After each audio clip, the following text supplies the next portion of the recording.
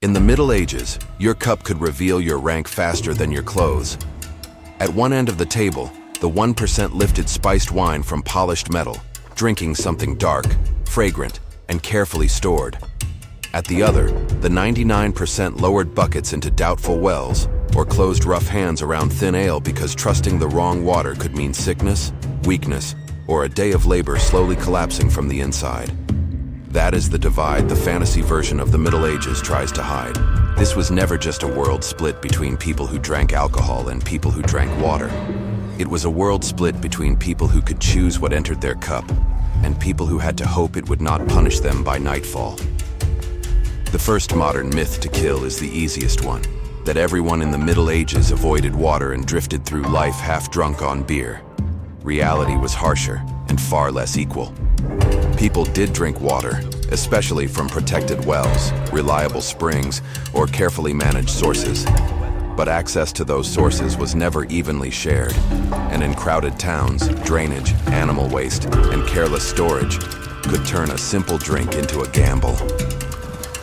The poor were not foolish. They knew the difference between clean water and suspicious water. The problem was that knowing something was dangerous did not always come with the power to refuse it. If you were poor, thirst was not a clean, refreshing feeling. It was labor, distance, weather, timing. A woman hauling water was not fetching comfort. She was carrying the household's next few hours on her back. A laborer did not step out of some painted fantasy to drink from a crystal stream. He reached for what was near, what was shared, what had been sitting in a bucket, barrel, or skin since morning. In summer, it warmed quickly. In winter, it hit like metal. In a bad season, even water tasted like risk. That is why weak ale and small beer mattered so much. For ordinary people across much of Northern Europe, ale was rarely a luxury. It was daily fuel, brewed often, consumed young, and woven into the rhythm of household survival. It could be thin, cloudy, or already turning at the edges, but it offered calories, routine, and sometimes a safer answer than uncertain water. Not because every peasant wanted to spend the day drunk, but because boiling and fermentation could create a fragile kind of protection out of ordinary ingredients. A poor family could not command purity. It could only keep trying to make something safer than chance. Even that fragile protection was unequal.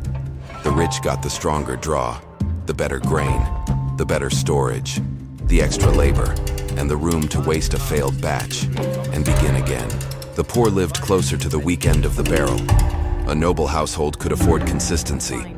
A peasant household could afford only hope. If the ale turned sharp too soon, if the cask leaked, if the grain ran low, if brewing day went wrong, the poor did not send it back. They swallowed disappointment because hunger and thirst do not care about standards. In parts of Southern Europe, wine touched more levels of society, but even their class sat inside the cup. The wealthy had better vintages, better storage, better trade connections, and more freedom to drink for pleasure, ceremony, and display. The poor got rougher wine, watered wine, leftovers, or nothing at all. Quality was a social language. A noble did not just drink wine. He drank distance, labor, land, and the fact that other people made room for his appetite. A peasant, when wine reached him at all, drank the exhausted version of someone else's abundance. The upper ranks could make drinking look refined because other people absorbed the filth behind it. Vineyards needed labor. Grain needed planting, cutting, malting, hauling, grinding, heating, and brewing. Barrels had to be made. Cellars had to be maintained. Cups had to be washed. Spices had to come from elsewhere. Trade had to survive weather, war, tolls, theft, and rot.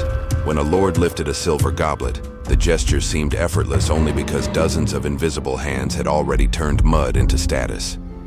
That is the true flavor of luxury in the medieval world, not sweetness, control. If this version of history feels more honest than the fantasy, leave a like. And the 1% did not drink only to quench thirst. They drank to separate themselves. Sweet imported wines, carefully stored casks, honeyed drinks, spiced cups warmed for feast days. All of it announced that this mouth did not live like yours. In elite halls, drink could arrive with ritual, poured in order, offered in rank, paired with conversation, music, and torchlight. The cup itself mattered. Glass, polished metal, decorated ceramics. These were not just containers. They were arguments. They said this household had surplus. This household had reach. This household did not fear tomorrow's thirst the way yours did. Meanwhile, the poor drank in rooms where everything smelled used. The table smelled of old broth. The rushes on the floor trapped dampness. Smoke crawled along the rafters and settled into cloth, hair, and skin. Your mug might be shared, chipped, or roughly cleaned. Your drink might carry bits of grain, a faint ash note from the hearth, or the sting of a batch going off. Nothing about it was romantic. It was not a quaint village aesthetic. It was what survival tasted like when money never stayed long enough to become comfort. Even the act of brewing reveals the class divide. Much medieval ale was made domestically, often by women, close to the household economy, close to the fear of waste, close to the knowledge that one spoiled batch could mean trouble. Brewing was labor, not atmosphere. It meant heat, heavy lifting, timing, fuel, cleanup, and the constant risk of turning precious grain into disappointment. For richer households, scale created security. For poorer ones, every step carried pressure. You did not brew to experiment. You brewed because too much depended on getting the next week right. And then there was the town. The town is where the fantasy really dies. Medieval streets were not lined with rustic charm. They were lined with runoff. Butchers, tanners, stables, latrines, kitchen waste, open channels, crowded yards, rotting matter. All of it could end up far too close to the water people used. A noble household might have servants to fetch from a better source or supplies delivered from elsewhere. The poor had feet, buckets, and whatever access they could defend. Clean water was not just about hygiene. It was privilege turned into infrastructure. So when we say the 99% begged for clean water, sometimes that begging was literal, and sometimes it was social. It meant pleading for access to a better well. It meant hoping your landlord maintained a source. It meant waiting your turn behind stronger bodies. It meant drawing late and getting the cloudy bottom. It meant asking whether the rain barrel had been covered. It meant sending a child because your own back could not do another trip. It meant praying the drink in front of you would calm thirst instead of punishing it. If you had to live with that kind of uncertainty, what do you think would wear you down first? Children felt this divide too. In many households, weak ale or small beer was ordinary because daily drinking was about practicality, not celebration. But practical does not mean pleasant. Imagine learning thirst through a mug that tastes of grain and work before you are old enough to understand class. Imagine seeing a feast day from the edge of the room, catching the scent of spiced wine you will never taste properly, while the adults around you stretch the household drink because the next batch is not ready. That is how inequality teaches itself early, not through speeches, through cups. The monastery, the manor, the merchant house, the castle hall, all of them had one advantage the poor rarely enjoyed for long: system. Better storage, larger production, more predictable supply, records, staff, space. This matters more than glamour. Medieval luxury was often logistical before it was visual.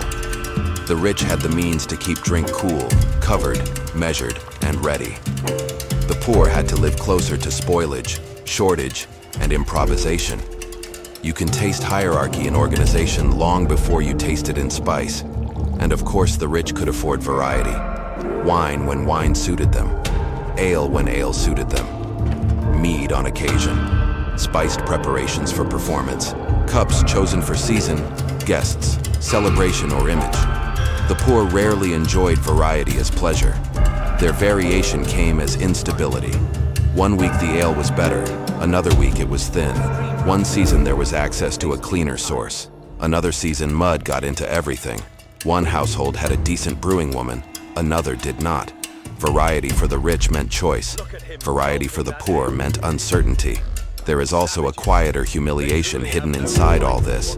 Drink exposes status in public. People can see what is in your hand. They can smell it.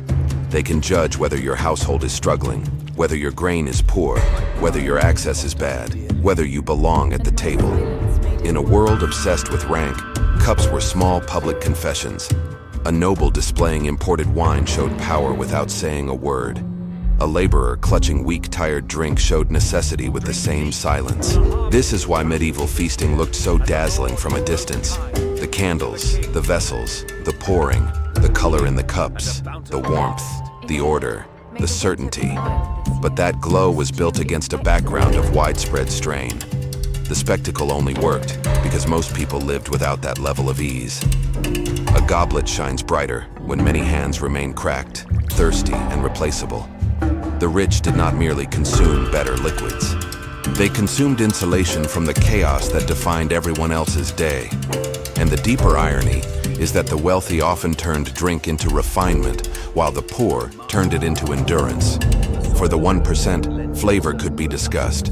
Aroma could matter. Origin could matter. Presentation could matter. For the 99%, the questions were rougher.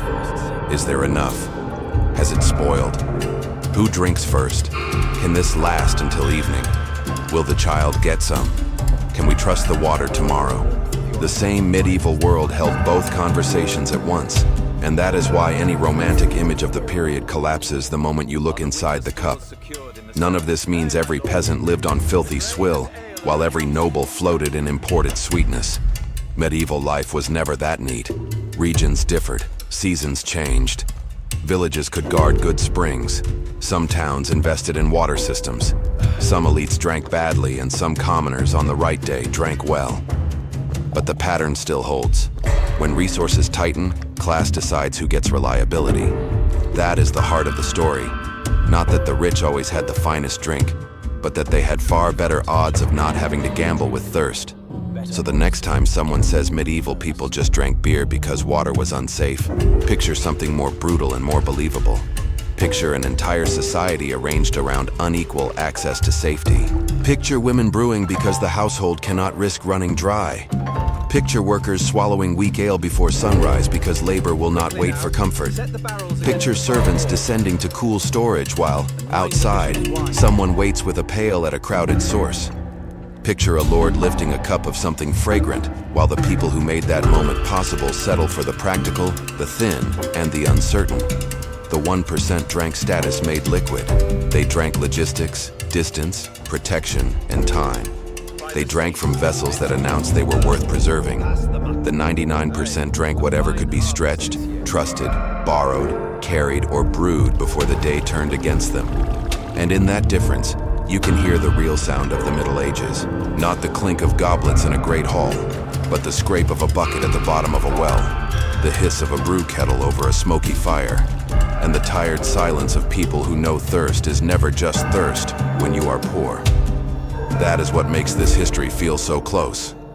The drinks changed, the containers changed, the language around class became more polite, but the pattern is familiar enough to sting. Some people still consume security as if it were flavor. Others still spend their days trying to make unsafe systems barely livable. Medieval cups only reveal the truth in a form too vivid to ignore. What you drank depended on what you owned, who served you, what source you could reach, and whether the world had decided your body was important enough to protect. So forget the fantasy banquet for a second. Forget the polished goblet, the red wine, the laughter under banners. Look instead at the long road between the source and the mouth. Look at the people who hauled, brewed, stored, cleaned, poured, and settled for less. That road is where medieval class really lives. And once you see it, the whole age tastes different. If you want the side of history most people would rather soften, subscribe. There's more waiting on this channel.